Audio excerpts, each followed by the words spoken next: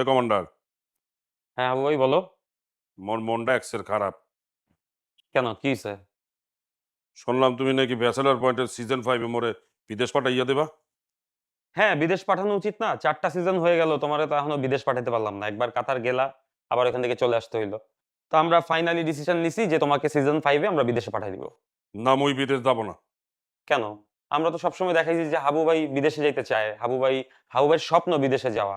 তুমিও তো বলছো যে আমাকে বিদেশে পাঠায় দাও। এখন কি প্রবলেম? মুই বিদেশ চইলা গেলে সিজন 5 এ তো মোর পাট কমে যাবে। দর্শক মোরে বুইলা যাবে। তারা তো মোরে আর ভালোবাসবে না। আরে হাবু ভাই, আমরা যদি সিজন 5 এ তোমাকে বিদেশে পাঠায় দেই, তাহলে তোমার পোরশন শুট করতে আমরা বিদেশে যাব। হ্যাঁ, সত্যি বলতে আছো? অবশ্যই আমরা হাবু ভাইয়ের পোরশন বিদেশে গিয়ে শুট করে নিয়ে আসবো। তাহলে মুই বিদেশ যাব।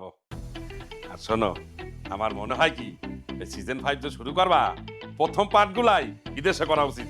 না না, প্রথম পার্ট বিদেশে করা যাবে না। দেখি কবে যাওয়া যায়।